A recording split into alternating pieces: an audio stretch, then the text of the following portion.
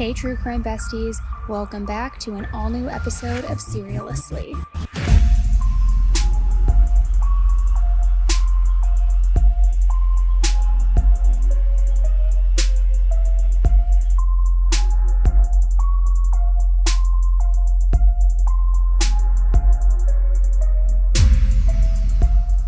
Hey everybody, welcome back to an all-new episode of Serialously with me, Annie Elise.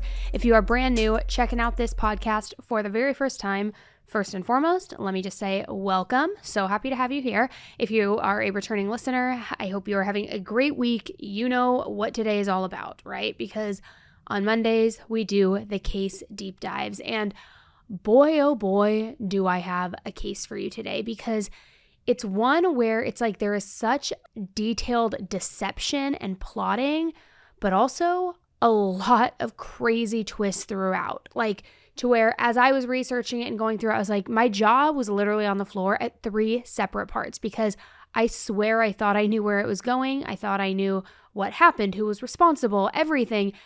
And then it was like, one turn after another. So we have got a lot to get into today. But again, just as a reminder for those of you who are new here, the way I break down these cases, I just want to deliver these cases in a format as if I'm talking to, my best friend over a cocktail or over a coffee, and in a more relatable, digestible sort of way. So we try to kind of keep out, the sterile aspect of it that sometimes you can see, on documentaries and things like that, and really just kind of talk about it as though I'm talking about this case with a friend. So again, let's, today's case is wild, so I'm going to shut up now, okay? And let's just jump right in. I want to help. I really do. But I don't have any answers. I just told all my friends and family that I'm engaged to the most wonderful man on the planet. Yeah. And now people want me to believe that he's not that. I don't want or need a lawyer because I don't have anything to hide. Well, I feel like the dumbest, most manipulated woman on the entire planet if this is true. Yes. So on October 2nd, 2020, people were just starting out their day in Carrollton, Texas. And you know how your morning routine goes, right? Everybody has their own specific routine. You either are doing your coffee, your tea, maybe you're getting a workout in, whatever it is, you're just kind of going through the motions to get your day started. Well, at 9 a.m. here, everyone was going through their routines, driving to work, grabbing coffee, heading to school, the usual stuff. Now, the people living at the Green Tree apartment complex were doing the exact same thing. Some of them were heading out, while others, like the employees, were just clocking in as they walked through the door of the main building's front door. It was a Friday, and like everybody else, the workers were hoping for just a super easy day before the weekend, kind of, mentally clocking out already a little bit. One of the employees drove into work, parked in her usual spot, and it felt like just another normal day. At least, at first it did. She was the assistant manager, a 24-year-old woman named Alyssa Burkett. But before Alyssa could even get out of her car, a man who was dressed in all black got out of the car that was parked next to her, walked right up to her driver's side window, took out a gun, and shot her through the window. Then this attacker just bolted, completely took off. And somehow Alyssa managed to still get out of her car through all of this, even though literally the left side of her face had almost been completely blown off. It was definitely a struggle for her to stay on her feet, as I'm sure you can imagine, but she made her way to the front of the building.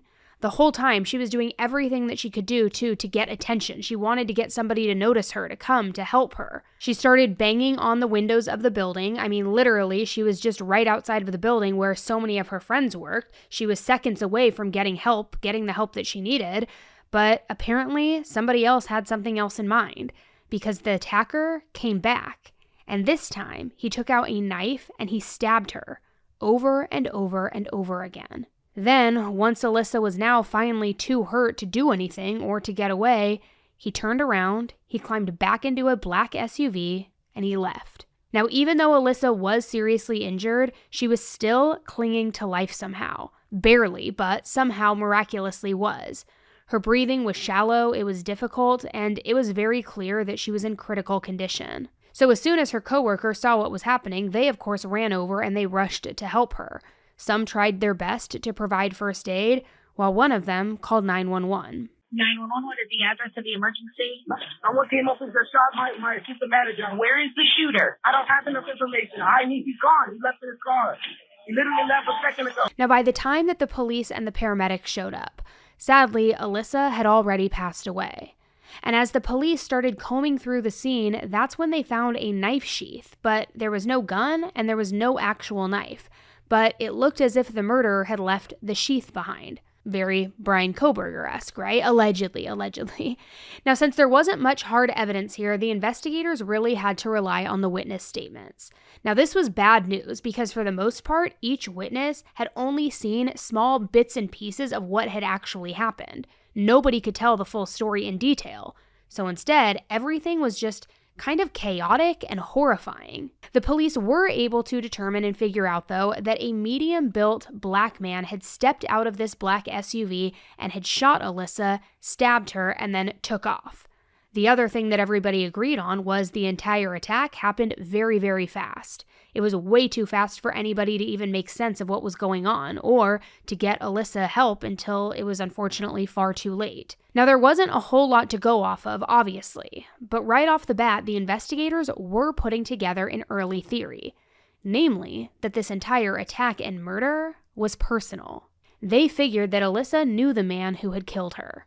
The idea was that this couldn't be some sort of random act of violence because stabbing is so personal. The attacker during a stabbing needs to be incredibly close in proximity to their victim, looking them in the eyes oftentimes, right up close and personal. So to pull something like that off, there usually needs to be a strong sense of rage or emotion.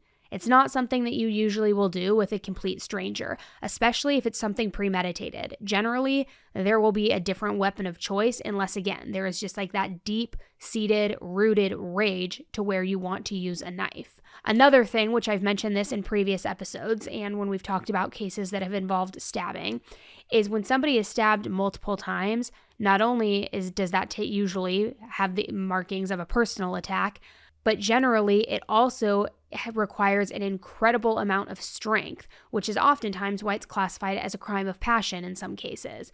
Because stabbing motions, if say somebody is stabbed 5 times, it's really 10 motions because it's the up and down of it all. And if you just even were to do that with a pillow at home, which I'm not advising that you do, but I'm just giving an example, it takes an incredible amount of strength to go up and down several times. So I'll ask to say that a lot of the times when there is a stabbing case in particular and a stabbing homicide, they look closer to home because it usually is, has some sort of crime of passion weaved in or personal element to it.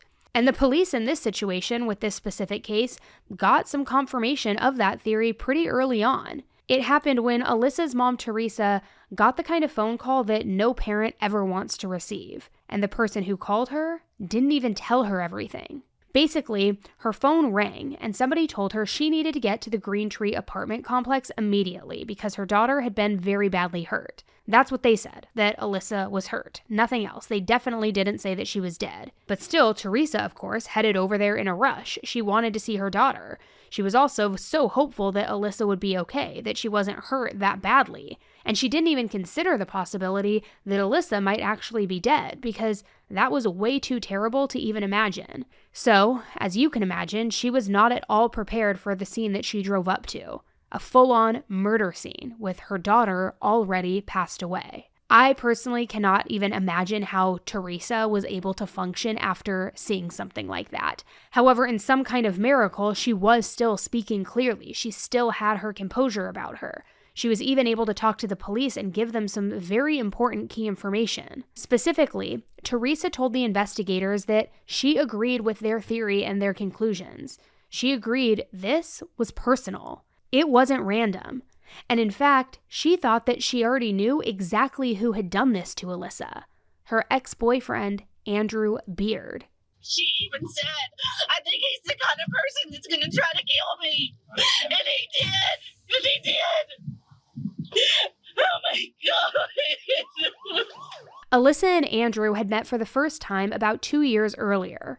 They first connected on a dating app back when she was just 22 years old and he was a little bit older. He was in his early 30s or so. And that age gap might sound like some sort of, red flag to some people, but the good news is that Alyssa wasn't really looking for anything too serious. She was just kind of dating to date and see if anything really sparked her interest. Keep in mind, she was still in college, so she really just wanted to keep things fun and keep it casual. Andrew, though, he was in a totally different place in his life. He had a solid job at a tool company. He owned a nice house. Heck, he even owned a freaking plane.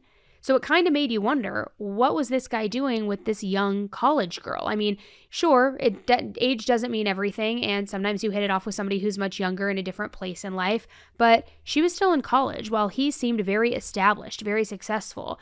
But somehow the magic must have worked because they ended up together anyway. Now, their relationship wasn't exactly this grand love story. It was more of this chill, no strings attached, casual kind of dating, that kind of thing. A few dates here and there, maybe a couple of hookups along the way, but really no plans to take it any further.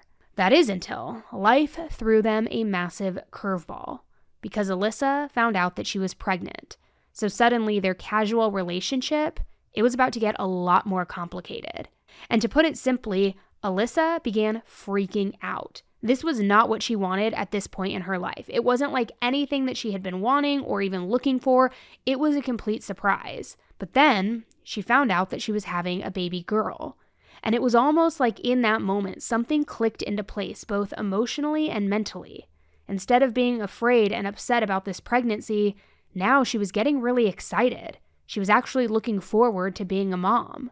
And she knew that she was strong and driven, the sort of person who didn't let anything stand in her way or set her back. So even though this was something that she hadn't planned at all, something that she might have never even chosen for herself, she decided to look at this pregnancy and this baby coming as a blessing and a new chapter in her life. So on July 23rd, 2019, Alyssa welcomed her beautiful baby daughter, Willow Ann, into the world. By then, she and Andrew had already gone their separate ways, but they did agree that they were going to split custody so that they could co-parent. Alyssa had primary custody, and then Andrew spent a few days a week with the baby as well. Now, Alyssa was all about being a great mom and really setting a good example for Willow. So she wanted to make sure that she worked incredibly hard to give the life that she wanted to give to her daughter. She dreamed of becoming a lawyer herself, so she ended up going back to school part-time to do that. She also started working at the Green Tree apartment complex. On top of all of that, she also began dating a new guy named Ben Irwin. He was incredibly loving, supportive, and truly just exactly what Alyssa needed as she was now juggling everything that was going on in her life between classes, work, parenting, all of the different things. But everything was going well. Things between the two of them, it was a healthy balance. They were happy. Alyssa's dreams were falling into place in this moment. So things were going really smoothly for a while for Alyssa. That is until they weren't. See, in April of 2020, Andrew, her ex, started seriously dating somebody named Holly Elkins. Their relationship moved very, very fast. I mean, they spent their first weekend together in late April, and they were engaged just a month later, which, talk about a whirlwind, right? Again, I get it. Love is love, but that feels very, very fast, very Chloe and Lamar, if you get the reference. And I know sometimes when people get serious that quickly, it can sometimes cause a red flag or a warning sign, like, is there some sort of element of love bombing? Is there some sort of manipulation? But all in all, the relationship seemed good. Andrew and Holly seemed to be in a good place. Like maybe they were the exception to that kind of rule or mentality that you hear about when relationships move too fast. Now, the good news in all of this also is that to all appearances, Holly and Alyssa got along very well. And that was incredibly important because Alyssa and Andrew were still sharing custody of their daughter. So Holly was now about to, of course, become the new stepmom. She was going to be very involved in Willow's life. It also meant that she was going to be very involved in Alyssa's life. So the fact that the two of them hit it off and things were going great between them and they all had a healthy dynamic, that was incredibly important and really good. Now, Holly was all about this whole co-parenting and healthy dynamic because one time she even texted Alyssa and said, quote, "I look forward to having a super healthy relationship with you and Ben." Alyssa replied, "I hope your influence helps because I'd love nothing more than for us all to have a healthy relationship." So it sounds promising, right? I mean, these co-parenting situations usually can get pretty complicated and maybe not usually, but often, especially when new partners start getting involved. It's almost like having, too many chefs in the kitchen. Things can get a little bit messy and very quickly fast. Everybody has their own opinions on things. But from the sounds of things going by these text messages, Holly and Alyssa were committed to making it work. But as we know, unfortunately, good intentions aren't always enough. And over time, things started to unravel a little bit. Andrew began feeling like, since he had a stable job and a house, that he could offer Willow a more secure life. So now, he wanted primary custody. Now, obviously, that created a lot of tension between him and Alyssa. They just could not see eye to eye, and they were constantly arguing about the custody arrangements. And that's very unfortunate because that kind of tension and ongoing fighting definitely is never good for the child involved. And it's interesting because even though Alyssa and Andrew were arguing about what was best for Willow, she was the one being torn apart in the middle in all of this. That's who the arguments were bad for Willow. So eventually they realized that they needed to put Willow first. So they agreed to work out a compromise, even if it wasn't exactly what either one of them wanted. It was going to be better than the back and forth. And what's that expression with a compromise? If you make a healthy compromise and a good compromise, neither party leaves happy because you both give enough. But anyway, the resolution was that they were going to split custody of Willow 50-50. It wasn't perfect by any means, but at least it was a step forward in the right direction. So thankfully, things started to settle down once they reached that agreement. It was almost like a weight had been lifted, and for the first time in a while, there was a bit of peace between everybody. But of course, you're listening to this episode, so you know that peace did not last long. Before too long, Andrew was back to thinking that he deserved full custody of Willow. And instead of working it out like an adult, having a calm conversation, he became pretty mean. In fact, he started verbally harassing Alyssa, always making these little cutting comments about her choices, really trying to tear her down and, quite honestly, just make her feel like shit. Now, verbal harassment on its own is never okay, but couple that with something else, it can get incredibly dangerous. And as time went on, Alyssa became very worried that eventually Andrew would escalate, that he might go from attacking her verbally to attacking her physically. Now, apparently this wasn't just some sort of idle fear for Alyssa. Andrew hadn't done anything to physically harm her yet, but she was still genuinely afraid of him. There was something about him, about the way that he was talking, the way that he was acting. It told her that it was really only a matter of time before he became violent. Today's episode is sponsored by BetterHelp. All right, guys, as we step into 2025, what do you want your story to be? Every year, it gives us 365 blank pages to fill in. So maybe this is the year for a plot twist, or maybe it's time to finally write a chapter that you've been putting off. Life's not about making resolutions that fade by February. It's about stepping up and becoming the author of your own life. And therapy can really be like your editorial partner, helping you revise old chapters, tackle challenges, and guide you to the meaningful story that you deserve. So whether you're looking to learn new coping skills, set boundaries, or just grow into the best version of yourself, therapy can be a game changer. BetterHelp makes it easy with online therapy that's affordable and accessible to over 5 million people around the world.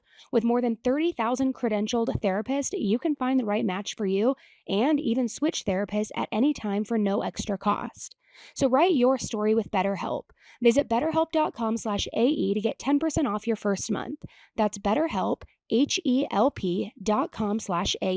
All right, hey there, for all my parents out there, you know how challenging it can be to get your kids to eat healthy, especially when it comes to vegetables. Well, I recently tried HIYA's kids vitamins, and I was so impressed by how different they are from the usual, gummy junky vitamins, because a lot of typical children's vitamins are just like candy. They are packed with sugar, chemicals, and additives, but HIYA is a game changer. It's sugar-free, gummy-free, and full of the good stuff that your kids need so that they can grow strong and healthy.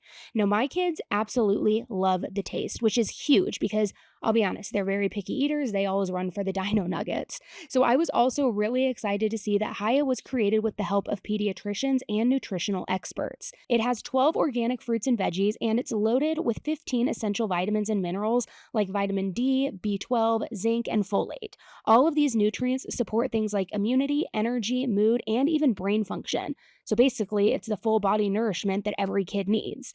Plus, HIYA is non-GMO, it's vegan, dairy-free, allergy-free, delivery, and everything else that you could want. I even love that it is tested for safety in GMP compliant labs. Also, are you tired of trying to battle your kids getting them to eat their greens?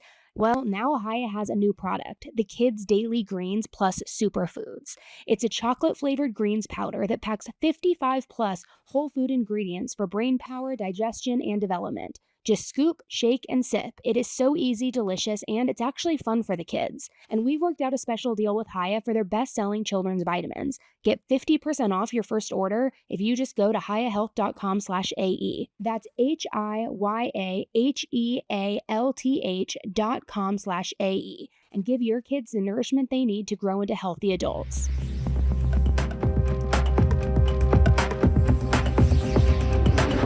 So now fast forward back to when Alyssa was murdered in broad daylight at work, just right in front of everyone. It was really easy to see why her mom Teresa was so sure that Andrew was the one behind it. She even told the police about a confrontation that she personally had had with him. Because apparently one day before the murder, it was one of Andrew's custody days with Willow. He was watching her, and while Teresa was talking to Andrew, he was acting very angry and almost erratic in a way. It was scary enough that Teresa was worried that he was going to hurt Willow, his own daughter. Now, during that conversation, Andrew also told Teresa that he would, quote, do anything to get custody of the child, and there was nothing Alyssa could do to stop him. Which, think on that statement from just a day earlier. He would do anything, and now here Alyssa was dead. It seems pretty clear, right? Now, it's also worth mentioning that Teresa wasn't the only one who was suspicious of Andrew. Pretty much everyone was coming forward to the police to say that they thought that he was incredibly shady and that he probably did have something to do with the murder.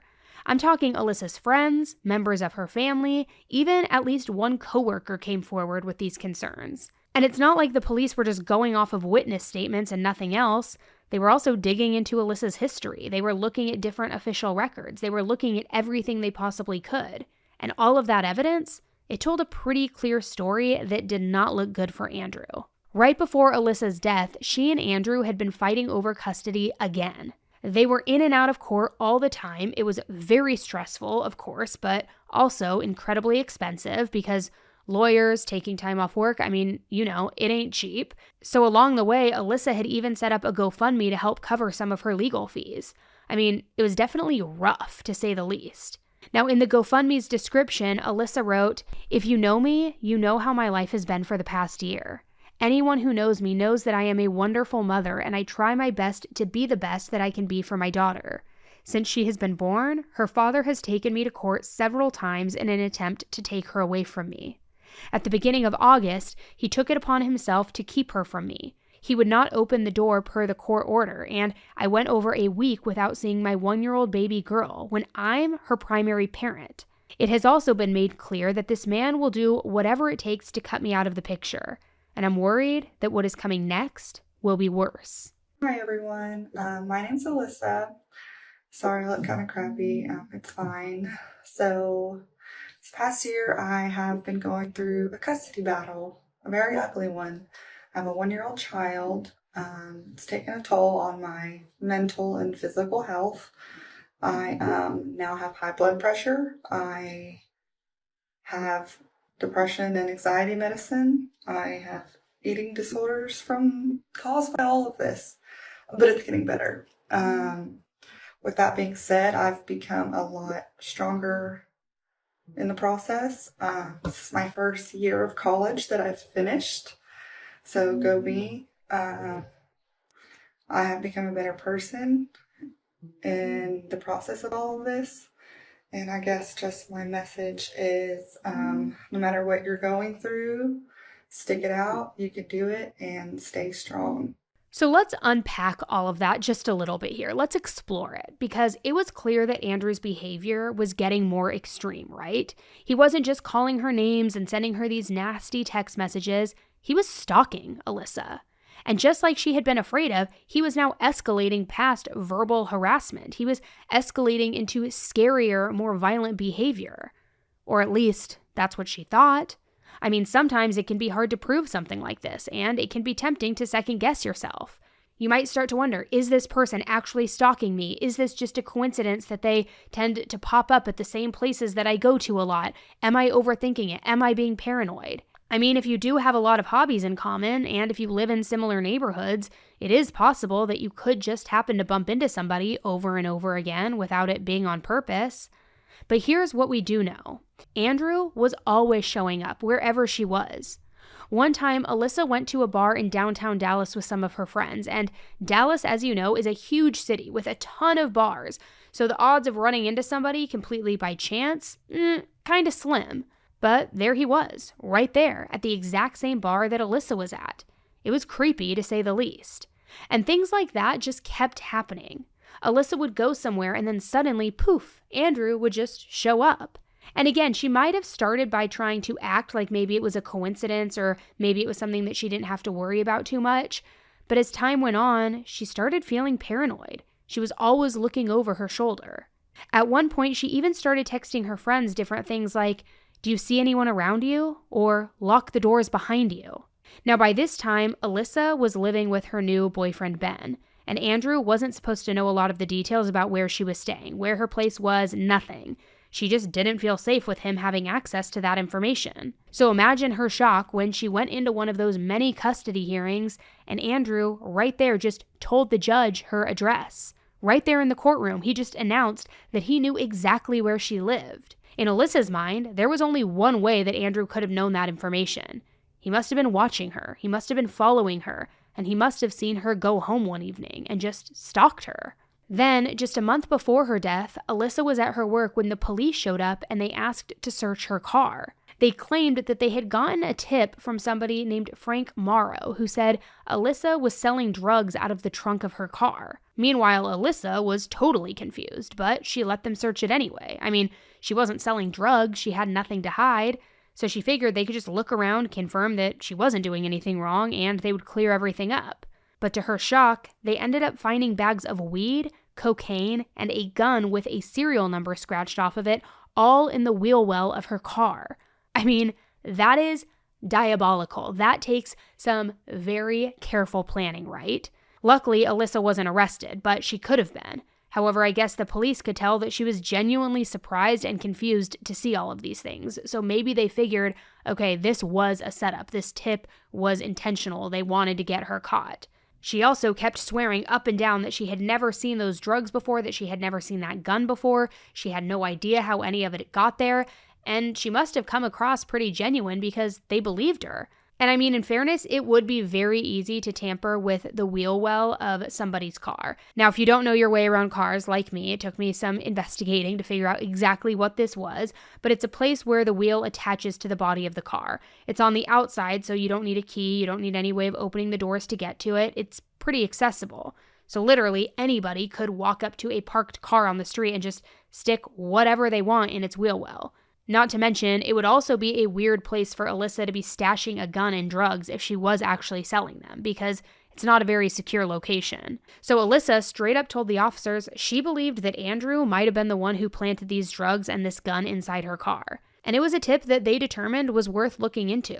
So the police reviewed Andrew's record, his history, all of the things. But at the end of the day, there wasn't any hard evidence one way or another. No way to know if Andrew had planted all of this stuff, or even, conversely, if Alyssa was guilty, or if maybe there was some sort of third person involved in all of this. So since they couldn't sort everything out, the police just sort of dropped the investigation right there. Now, I would imagine that had to be so incredibly frustrating for Alyssa, because again, Andrew was escalating. He was getting scarier. He was apparently trying to literally frame her for a crime that she didn't commit. And she couldn't do anything about it because she had no proof. Then there was another time when Holly and Andrew refused to hand Willow back to Alyssa. Alyssa and her mom Teresa drove over to their house, and when they arrived, they saw the fiancé Holly riding in a golf cart with Willow just sitting on her lap. So Alyssa stopped the car, her mom Teresa jumped out, grabbed Willow from Holly, and they just took off. Holly was clearly upset by all of this though, and in fact, she immediately called the police.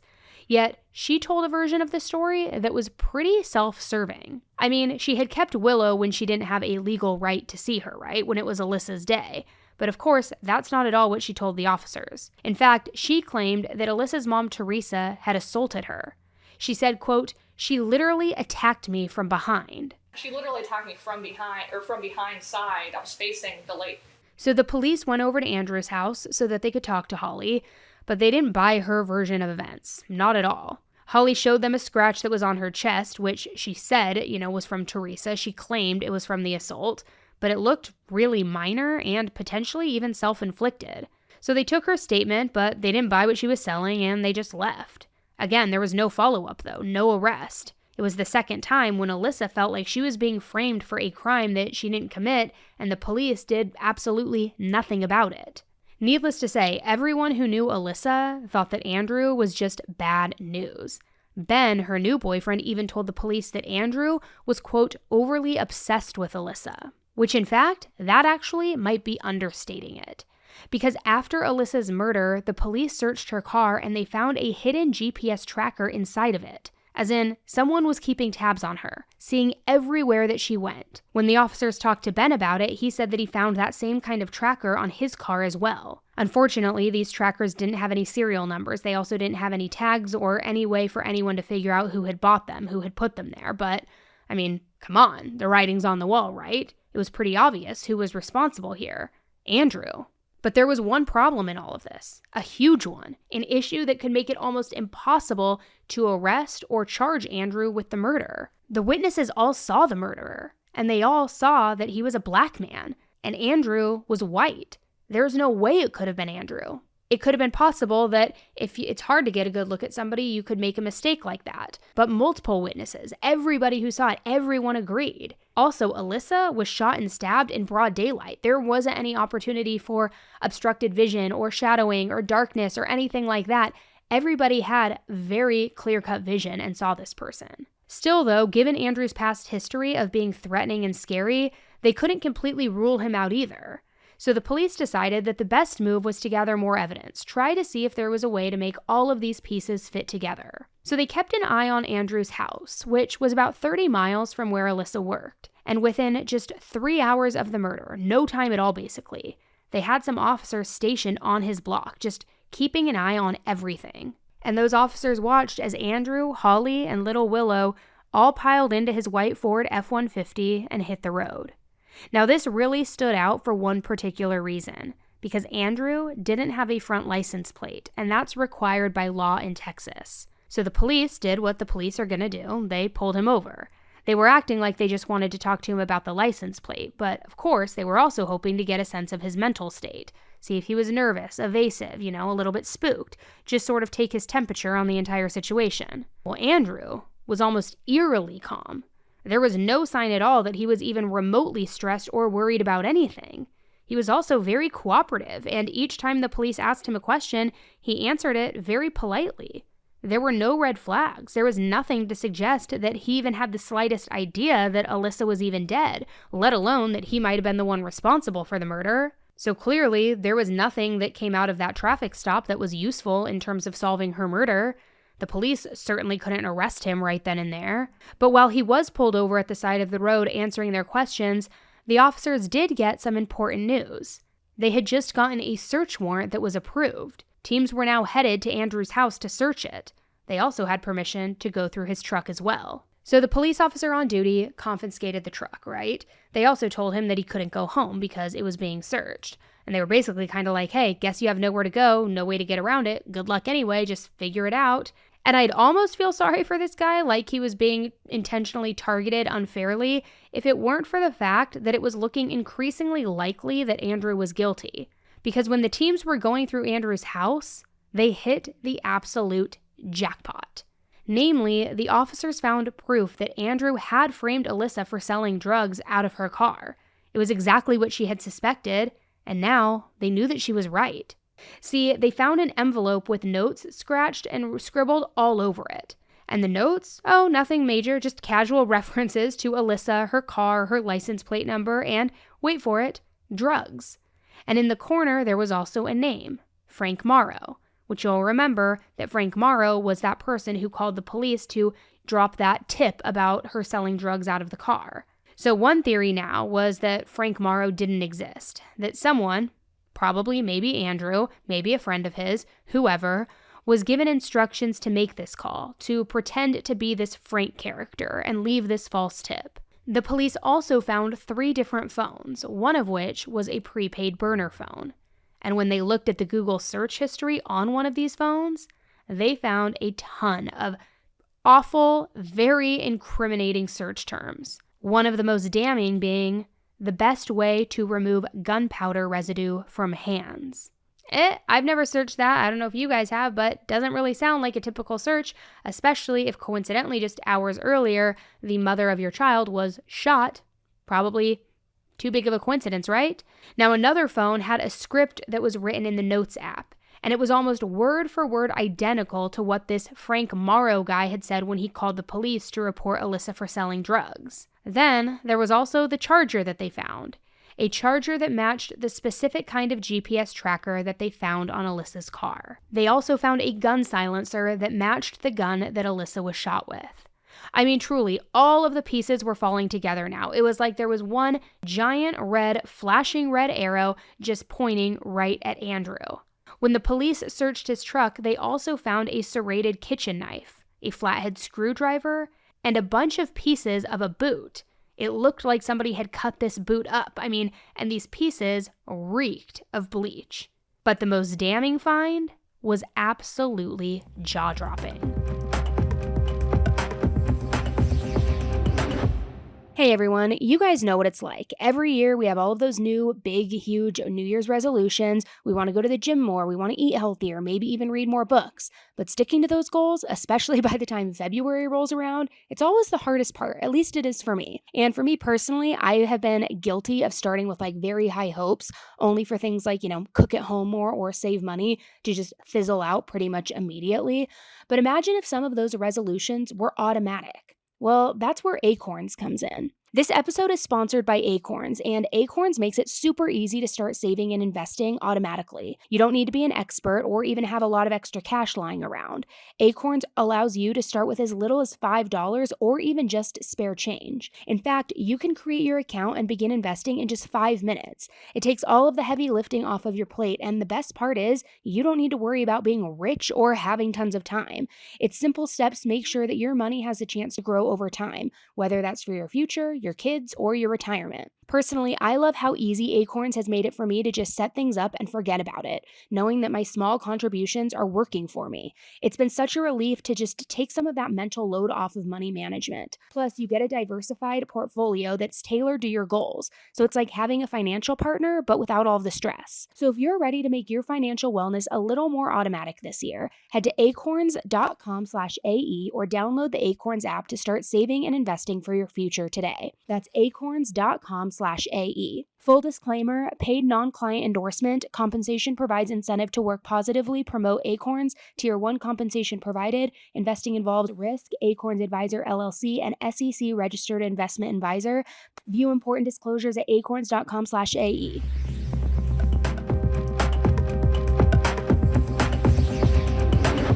The other thing that the police discovered when they searched Andrew's truck was, get this, a makeup brush and several bottles of Maybelline Fit Me foundation. Now, Maybelline Fit Me foundation, for any men who are listening to this podcast, it is a brand, obviously, by Maybelline, and it's a liquid foundation. So you have a makeup brush and liquid foundation. And get this, it was a dark shade of brown, which did not match Andrew or Holly's skin tone.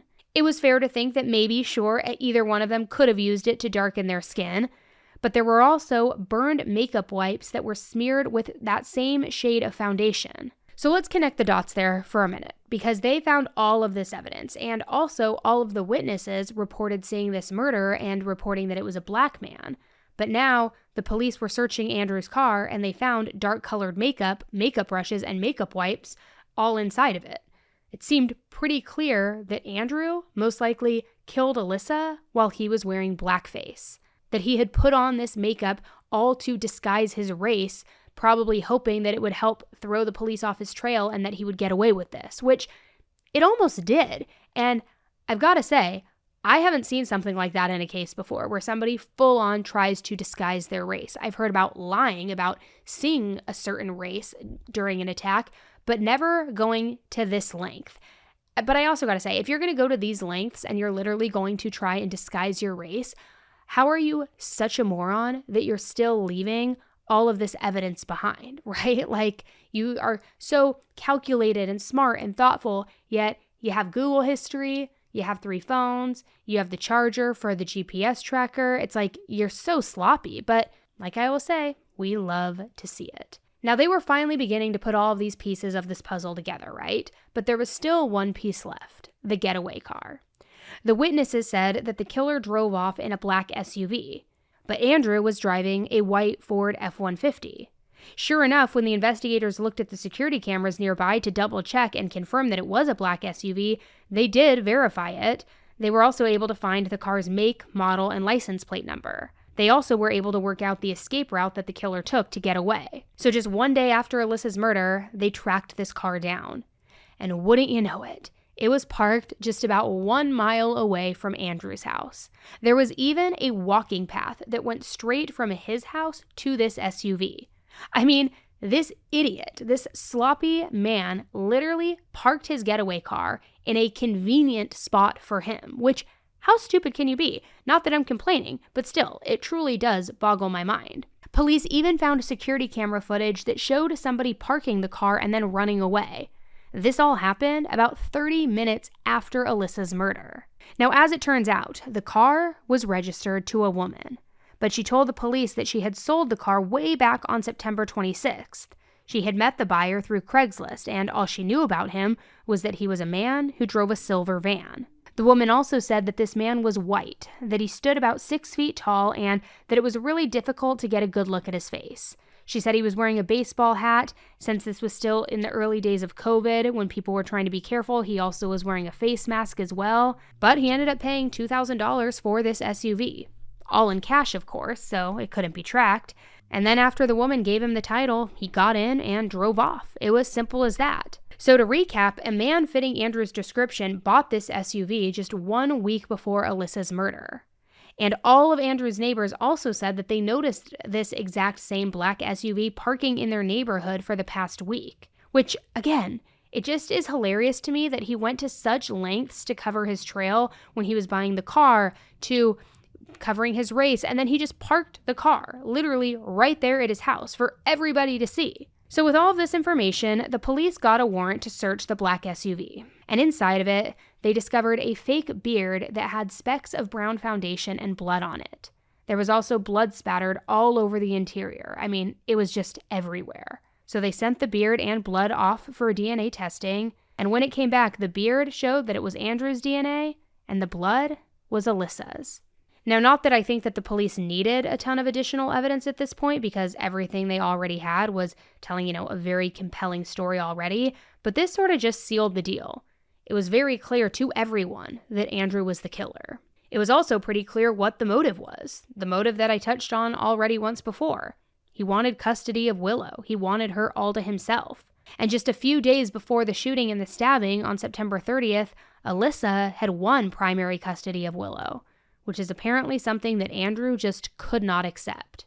So instead, he killed her. He murdered the mother of his child just because he decided that what he wanted out of his life and what she wanted was incompatible, that he deserved to have Willow 100% of the time, that his wants mattered more than her life.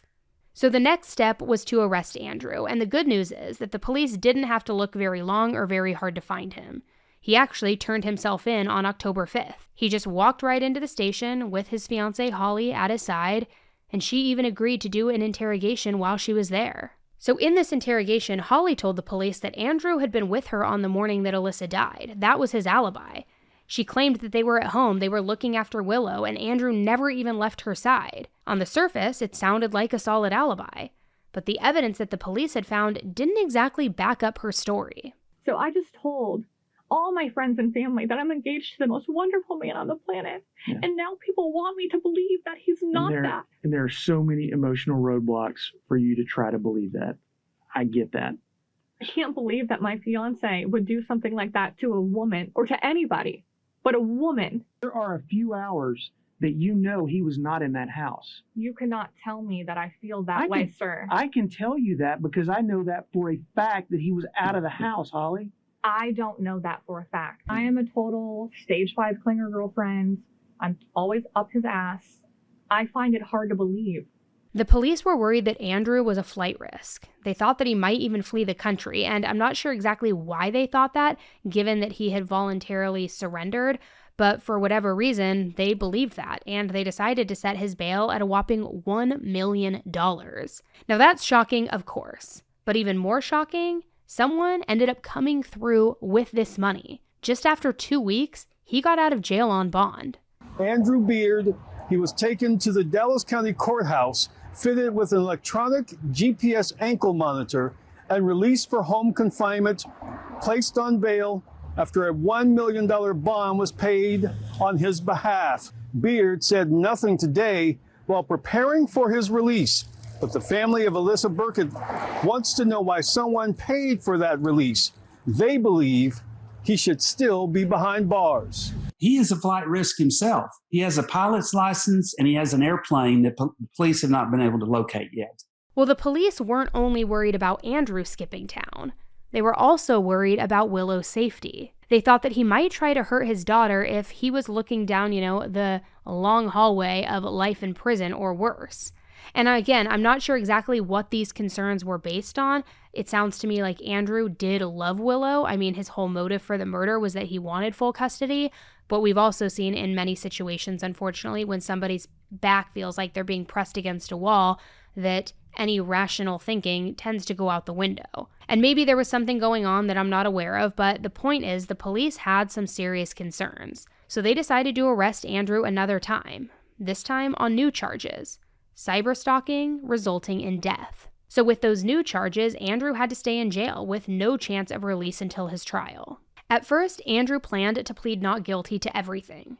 He was arguing that he didn't kill Alyssa, and in fact, he didn't even have any motive to hurt her. Weird argument, I know, especially in light of the fact that Alyssa got primary custody on September 30th, but Andrew and his lawyers tried to argue that this was only part of the story. It wasn't the whole truth. According to them, Andrew and Alyssa didn't even have a formal legally binding custody hearing on September 30th.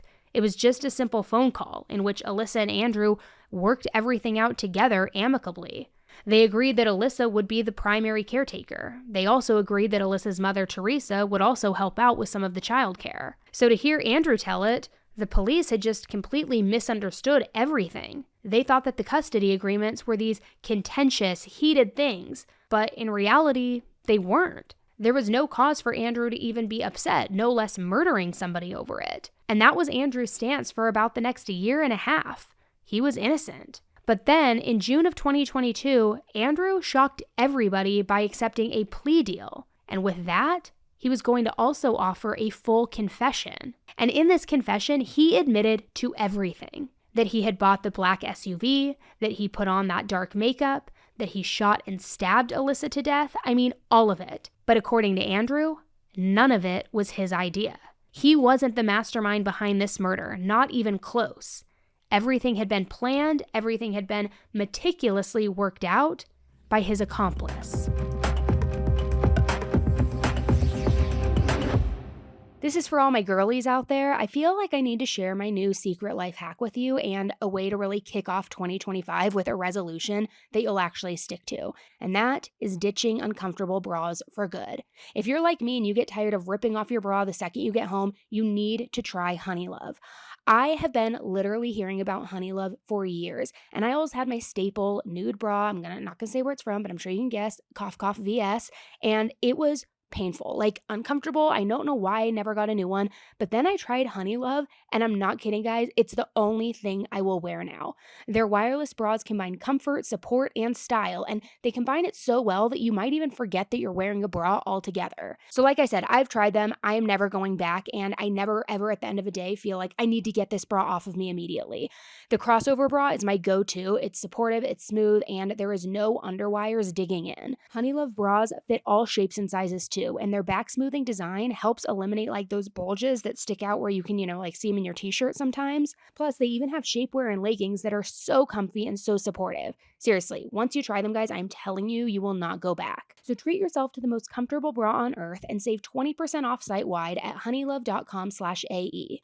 That's honeylove.com/AE for 20% off. After your purchase, let them know I sent you because that's going to help the podcast, and I want to know how many of you guys are trying Honeylove and loving it like I am. So start the new year with confidence thanks to Honeylove. Again, that's honeylove.com/AE for 20% off.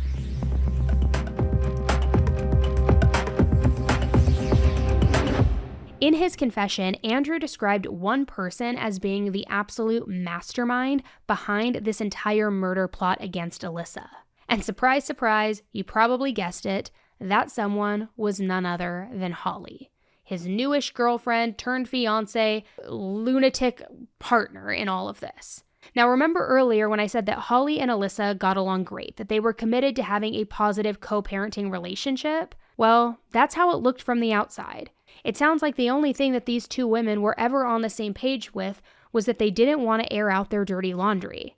Because in truth, they hated each other. But they did a good enough job of playing nice and pretending to get along that almost nobody knew the real story. And get this, Holly actually had Alyssa saved in her phone under the name Cunt Baby Mama.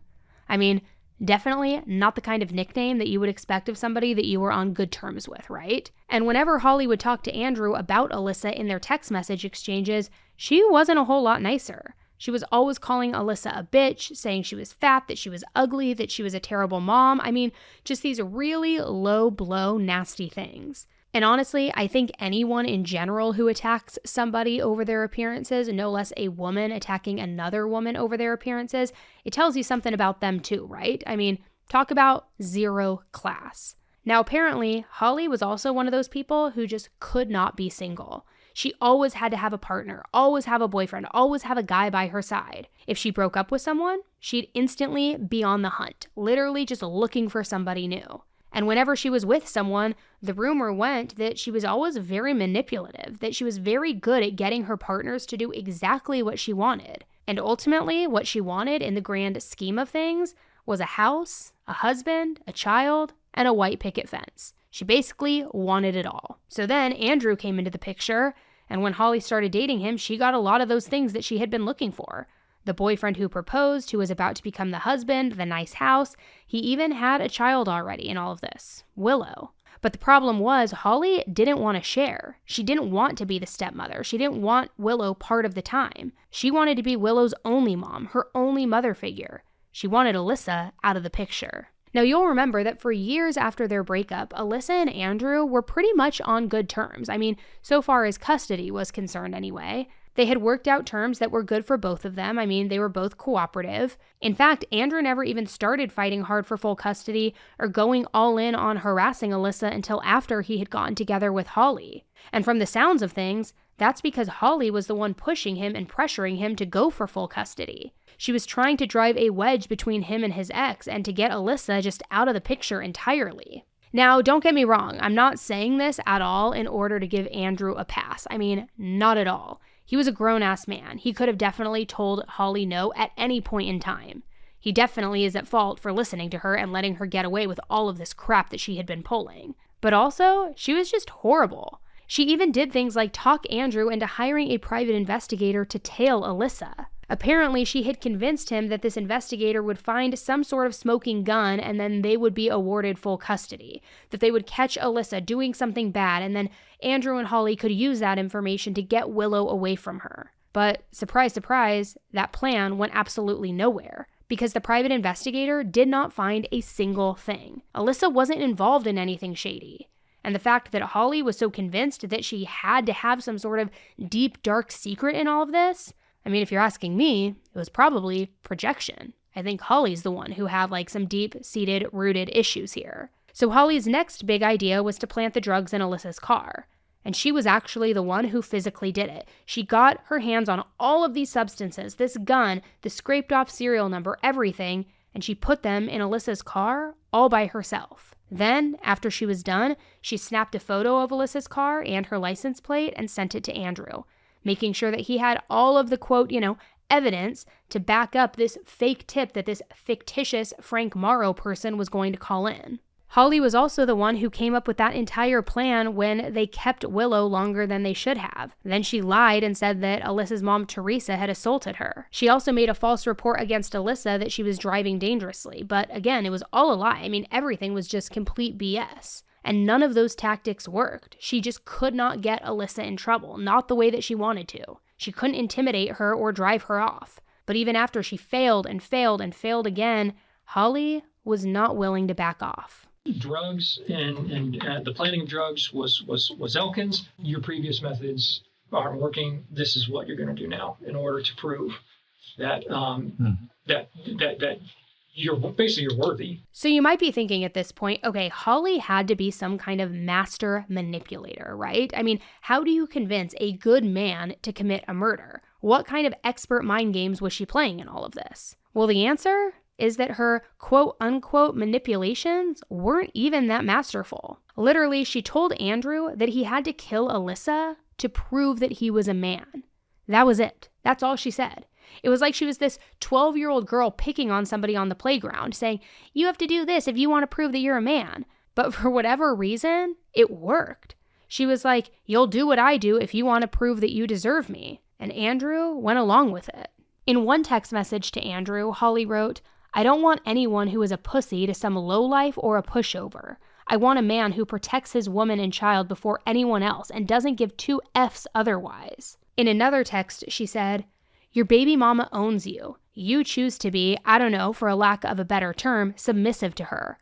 I don't have, want, or need any bullshit from anyone. Like I was emotionally drained. And at that point, I just basically said, okay, and became submissive to whatever she wanted me to do. That's the task I did. So the big theme that I'm taking away from all of this is that Holly was a nightmare. And also Andrew was a nightmare too. Because again, he's the one who agreed to murder his ex, all because Holly was like trolling him into doing it. And it makes me wonder, would he have done something like this if Holly was never even in the picture? Was he just looking for an excuse to kill someone? Or was he actually that weak-willed that he would literally just go along with about anything that anybody said to him or suggested to him?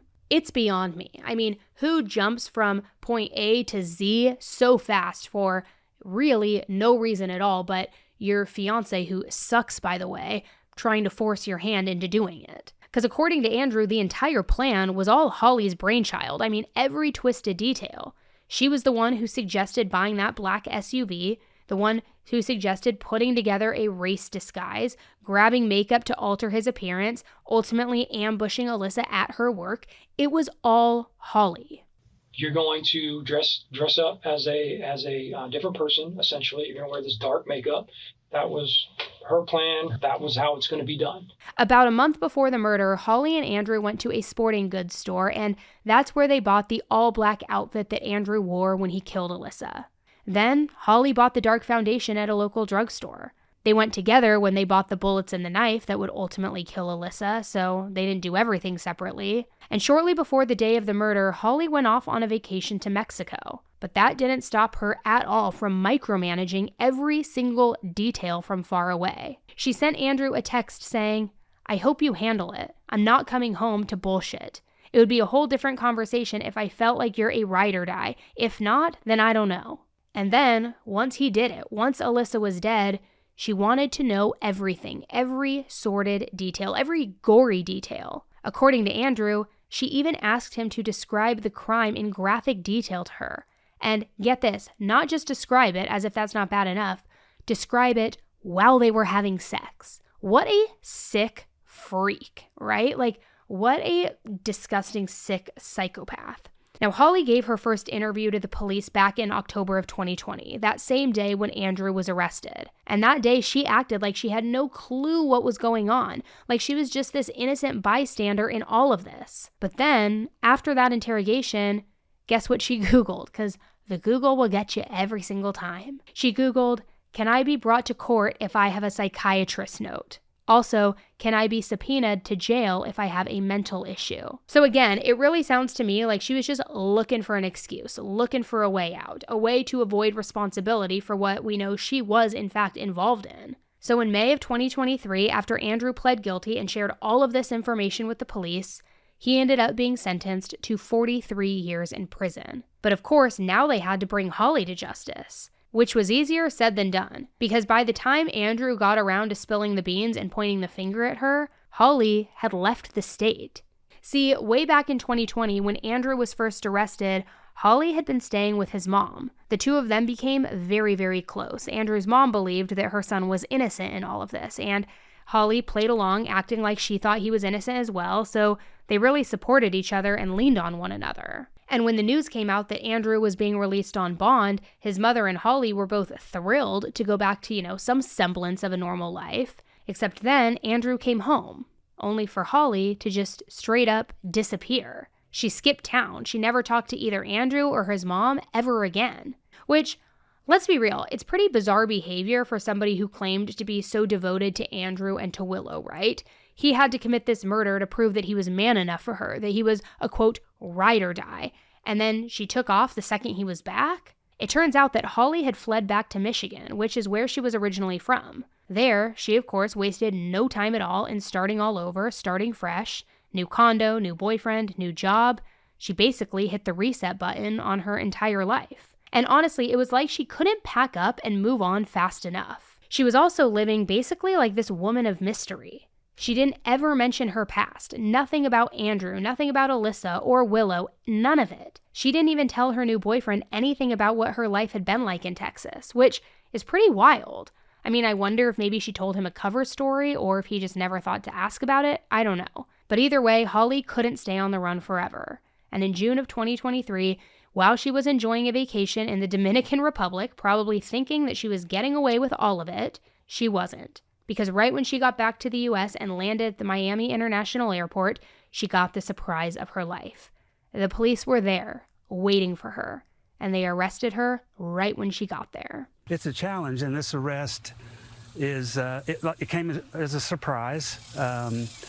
But the more details I find out about it, the more I realize that she played a really big part in this. And she's gone 2.5 years without any accountability. So I'm glad that she is being held accountable at this point. Holly's trial was in April of 2024, and during it, she pled not guilty to all charges, which, of course. The trial itself lasted for 7 days, and then the jury only took 90 minutes to reach a verdict. They found Holly guilty on all counts. She was sentenced to 2 full life sentences with no chance of parole. Which I gotta say, that's pretty crazy that she was given a longer sentence than Andrew. I would imagine it had something to do with his plea deal, but if you'll remember, he only got 43 years in prison. She got 2 full life sentences with no parole. Is that because she was the mastermind, or is it because she made them all go through with the trial and didn't take a plea deal? I don't know. Sadly, even though Alyssa had justice, that won't ever give her family peace. Everyone who knew her misses her every single day still. Her mother, Teresa, is now raising Willow, and she and other relatives say that Willow is a lot like Alyssa in a lot of different ways. She's a fun-loving girl, a free spirit, and incredibly strong. They do what they can to keep Alyssa's memory alive. They want to be strong. They want to be there for Willow now that Alyssa can't be there at all. Or 4.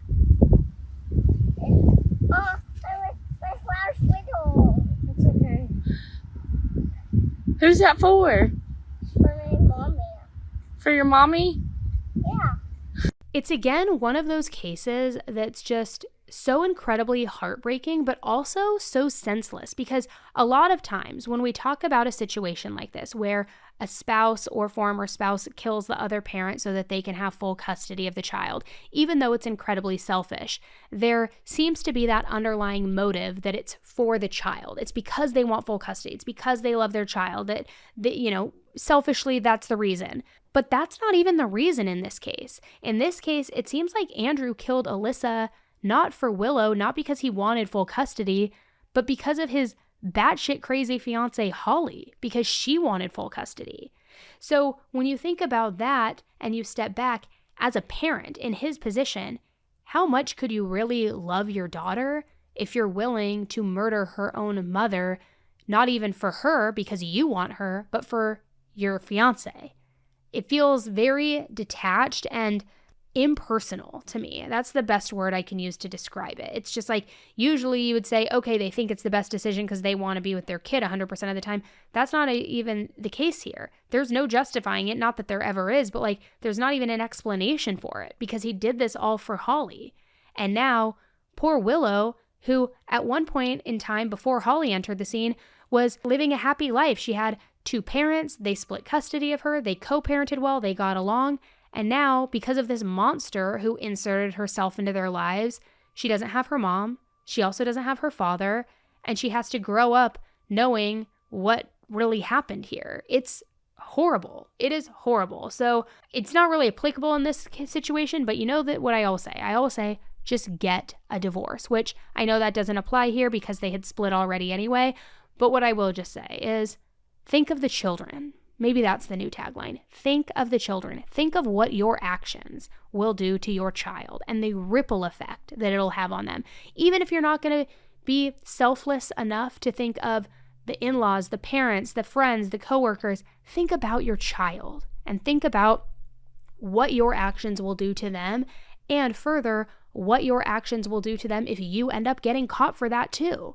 Like, it's so selfish and it's very disheartening. So I'm happy that Willow is with Alyssa's side of the family and that they are raising her and loving her and getting her, to be this strong, independent woman that they want her to be. But it's so senseless. Thank you guys so much for tuning in today and hearing Alyssa's story. Again, I think it serves as a reminder too that you can't trust everyone. And if you have kids and you start dating somebody new, guard yourself and your child with your life, because you never know who somebody really is on the other side of things. Truly, you don't. Thank you guys so much for tuning in. I'll be back on the mic with you first thing Thursday morning with an all new headline highlights where we are going through everything happening in the true crime world this week. New cases, updates in cases, everything. So make sure if you're not following the podcast yet, you take a quick second. It's totally free. Follow the podcast. That way you will not miss any of those episodes. And if you have an extra 30 seconds and you're enjoying this podcast, please leave a rating and review over on Spotify or Apple. Let me know what you're liking about the podcast, if there's any case recommendations or requests that you have. It's the best way for me to see feedback from you guys in that section. So if you have an extra 30 seconds, please go do that. If not, no worries. All right, guys, thanks again for tuning in. And until the next one, be nice, don't kill people, don't join any cults, stay safe, get a divorce, and think of your children. All right.